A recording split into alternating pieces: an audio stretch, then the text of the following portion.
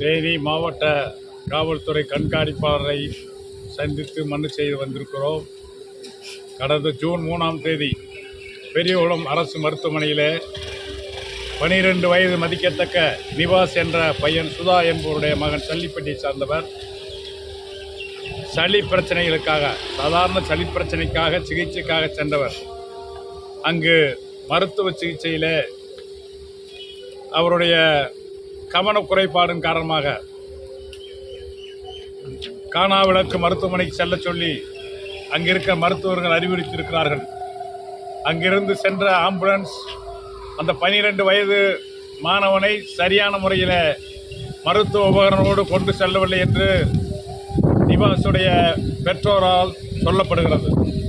காணாவிளக்கு சிகிச்சையில் கொண்டு செல்லப்பட்டவர் கடந்த 60 நாட்களாக சிகிச்சை பெற்றிருக்கிறார். இந்த சிகிச்சை சாதாரணமான சளி பிரச்சனைக்காக அரசு மருத்துவமனை நம்பி காப்பாற்றப்படுவோம் என்று நம்பி சென்ற அந்த ஏழை தாய் இன்றைக்கு 12 வயது மகனை பறிகொடுத்து தவித்துக் கொண்டிருக்கிறார். அந்த குடும்பத்திற்கு மருத்துவத்துறை சாதாரணமாக சளி பிரச்சனைக்குத்தான் நாங்கள் பெரியகுளம் மருத்துவமனைக்கு சென்றோம். ஆனால் அவர்கள் மூச்சு குழாய்க்கு பதிலாக உணவு குழாய் வழியாக மாறுதலான மாற்று சிகிச்சையை கொடுத்து விட்டார்கள் என்று பதறுகிறார்கள். அவர் தாயார் கூட இன்று மயக்க நிலையில் வீழ்ந்து கிடக்கிறார். எனவே தமிழக அரசு குழந்தைகளின் பால், இளைஞரின் பால் அக்கறை கொண்டு அநீதிகளுக்கும் அக்கிரமங்களுக்கும் நான் ஆணையிட்டால் அது நடந்துவிட்டால் இங்கு ஏழைகள் வேதனைப்பட மாட்டார் என்று ஜனநாயக வந்திருக்கிற தமிழக முதல்வர், தமிழக அரசு உடனடியாக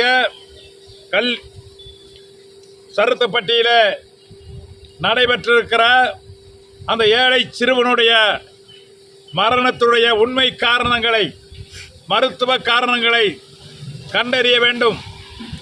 அந்த போஸ்ட்மார்ட்டத்தை பல்விதமான மருத்துவ குழுவை சார்ந்து ஓப்பன் சிகிச்சை மருத்துவ ஆய்வு செய்ய வேண்டும் என்று இறந்துவிட்ட நிவாசோடைய குடும்பத்தார் விரும்புகிறார்கள். அந்த மருத்துவ சடல கூராய்வை வீடியோ கான்பரன்ஸ் மூலமாக தெளிவுபடுத்த வேண்டும். அந்த மருத்துவ சடல கூராய்வின் போது மகனை இழந்திருக்கிற அந்த குடும்பத்தின் சார்பாக உறவினர்களையோ அல்லது வழக்கறிஞர்களையோ அந்த வீடியோ சடல கூராய்வின் போயாக அனுமதிக்க வேண்டும் என்று தமிழக அரசையும் மாவட்ட காவல்துறையும் இந்த தேனி மாவட்ட பொதுமக்கள் சார்பாக கேட்டுக்கொள்கிறோம். தவறாக சிகிச்சை அளிக்கப்பட்ட யாராக இருந்தாலும் உடனடியாக நடவடிக்கை எடுக்கப்பட வேண்டும். சாதாரண சளிக்காக போகிற மாணவன், சாதாரண சிகிச்சைக்கு செல்லக்கூடியவர்கள் அச்சத்தோடு வாழ்ந்து கொண்டிருக்கிறார்கள். எனவே சஸ்பீசியஸ் டெத் என்று சொல்லக்கூடியதை உண்மையான மருத்துவ புலனாய்வு செய்து குற்றவாளிகள் தண்டிக்கப்பட வேண்டும் என்பதை எங்களுடைய பொதுமக்கள் சார்பாக தமிழக அரசுக்கு வேண்டுகோளை வைக்கிறோம். இறந்திருக்கிற நிவாசுடைய குடும்பத்திற்கு தமிழக அரசு நிவாரணத் தொகை வழங்க வேண்டும். அந்த குடும்பத்திற்கு வேலை வாய்ப்பை பெற்றுத்தர வேண்டும் என்று கேட்டுக்கொள்கிறோம். சென்றவர் கடந்த ஜூன் மாதம் 3ஆம் தேதி ஹாஸ்பிட்டலில் அட்மிட் ஆகிறாரு சளி காரணமாக. அந்த டயத்தில் ஜூன் 6 ஆப்ரேஷன் பண்ண சொல்லி அங்கே இருக்கிற மருத்துவ நிபுணர் ஹரிஹரன்ற டாக்டரு அவங்கள ஆப்ரேஷன் பண்ண சொல்லி வற்புறுத்துறாரு. சரிங்கன்னு சொல்லிட்டு இவங்களும் ஆப்ரேஷனுக்கு உண்டான தயாராகிறாங்க. ஜூன் 6 அன்னைக்கு அந்த டயத்தில் என்ன பண்ணிடுறாங்க, அவருக்கு ரொம்ப கேர்லெஸ்ஸாகவும் ஃபோன் பேசிக்கிட்டே என்ன பண்ணிடுறாரு, சுவாச குழாய்க்கு போகிற அந்த மயக்க மருந்தை உணவு குழாயில் போட்டுறாரு. அப்போ அந்த டயத்தில் அரெஸ்ட் ஆகி மூளைக்கு பிரெயின் டெத் ஆகிடுது. டெத் ஆனோடனே இவங்க பதட்டப்பட்டுட்டு என்ன செய்யணும்னு தெரியாமல் அந்த டயத்தில் என்ன பண்ணிடுறாங்க, காணா வழக்குக்கு ரெஃபர் பண்ணுற அந்த டைமிங்கை பார்த்தோம்னா அந்த காணா வழக்கு அந்த ஆம்புலன்ஸ் போன டைமிங்கே கிட்டத்தட்ட ஒரு 3 மணி நேரம் 4 மணி நேரம் போயிருக்கு. அந்த மாதிரி இருக்கிற டயத்தில் அவங்க எங்கள் கோர்ட்டு பக்கத்தில் தான், அவங்க ஸ்கூல் பக்கத்தில் எங்கள் ஆஃபீஸு. அப்போ அவங்க வராங்க, எங்கள் இளம் வழக்கறிஞர்களை தேடி வரப்போ நாங்கள் வழக்கறிஞர்லாம் சேர்ந்து அவங்களுக்கு என்ன நடந்துச்சுன்னு கேட்குறப்போ இந்த மாதிரி என் பையனை இந்த மாதிரி கொண்டு வந்தாங்க, எங்கிட்டு போனாங்க, எந்த ஹாஸ்பிட்டல் போனாங்கன்னு தெரில அப்படின்னு சொல்லிட்டு அவங்க மாமா சொன்னதுக்கப்புறம் நாங்கள் போய் அதை விசாரித்து முறையான விசாரணை எல்லாம் பண்ணதுக்கப்புறம் தான் தெரியுது இது வந்து உண்மையிலேயே ஒரு இன்சிடென்ட் நடந்திருக்குன்னு சொல்லி. அதுக்கப்புறம் கிட்டத்தட்ட நம்ம போய் காணாவளுக்கு டீனு எல்லா இடத்துலையும் பேசி எல்லாமே நாங்கள் கேட்குறப்ப அந்த ஹரிகரன் டாக்டர் உண்மையாக தப்பு பண்ணியிருக்காரு அப்படின்னு எங்களுக்கு ஊர்ஜினம் ஆயிடுச்சு.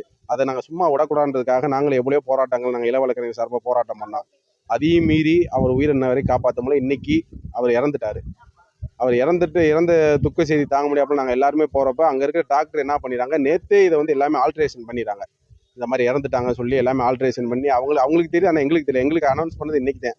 நேற்றே எல்லாமே செஞ்சு அங்கே இருக்க டாக்டர்ஸ் அங்கே இருக்கிற வேலை பார்க்குறவங்களாம் சொல்கிறாங்க, எல்லாம் நேற்றே எல்லாமே ப்ராப்பராக எல்லாம் பண்ணிட்டாங்க, உங்களுக்கு இன்னைக்கு தான் அனௌன்ஸ்மெண்ட் பண்ணியிருக்காங்க அப்படின்ற வார்த்தையில் சொல்கிறாங்க. நாங்கள் வந்து எங்களுக்கு என்ன கோரிக்கைனா, எங்கள் இளம் வழக்கறிஞர்கள் சார்ந்த கோரிக்கை என்னன்னா, அந்த அம்மாவுக்கு உரிய அந்த பையனுக்கு அளித்த சிகிச்சை என்னன்னு தெரியணும். அந்த ஹரிகரன் மீது வழக்கு பதிவு செய்யணும். அந்த ஹரிகரன் டாக்டர் மீது வழக்கு பதிவு செய்யணும். அந்த குடும்பத்திற்கு தமிழக அரசு சார்பாக ஏதாவது நிதி ஏதாவது வாங்கி தரணும். அவங்க அம்மாவுக்கு ஏதாவது ஒரு வேலை ஏதாவது ஏற்படுத்தி கொடுக்க அரசு சார்பாக கேட்குறான். இதில் வந்து அவங்க அப்பா வேற இறந்துட்டாரு. அவங்க அப்பா இல்லை, சிங்கிள் மதர் தான் அவங்க. அப்படி ஏதாவது ஒன்று பண்ணி கொடுத்தோம்னா அந்த பையனோட ஆத்மா சாந்தி அடையும். அது இதன் மூலம் தெரிவிச்சுக்கிறோம். இனி வர காலங்களில் நம்ம வந்து இப்போ போராட்டம் எதுக்கு இவ்வளோ தூரம் நாங்கள் முன்னிருந்து நடத்துகிறோம்னா, நிவாஸ்ன்ற பையனுக்கு நடந்த சிகிச்சை வேற யாருக்கு இது மாதிரி நடக்கக்கூடாது. இன்னைக்கு இந்த பையனுக்கு நடக்கிறது நாளைக்கு எந்த பையனுக்குனாலும் நடக்கலாம். தயவு செய்து இந்த கேர்லெஸ்ஸாக இருக்கிற டாக்டரு அவங்களுக்கு வந்து இது ஒரு இந்த எஃப்ஐஆரோ அவங்க மேலே நடவடிக்கை எடுக்கிறது அவங்களுக்கு ஒரு இதாக இருக்கும் அப்படின்னு சொல்லிட்டு. என் பேர் பிரபு, பிவி பிரபு, தேனி மாவட்ட இளம் வழக்கறிஞர் சங்கத்தில் தலைவராக இருக்கேன்.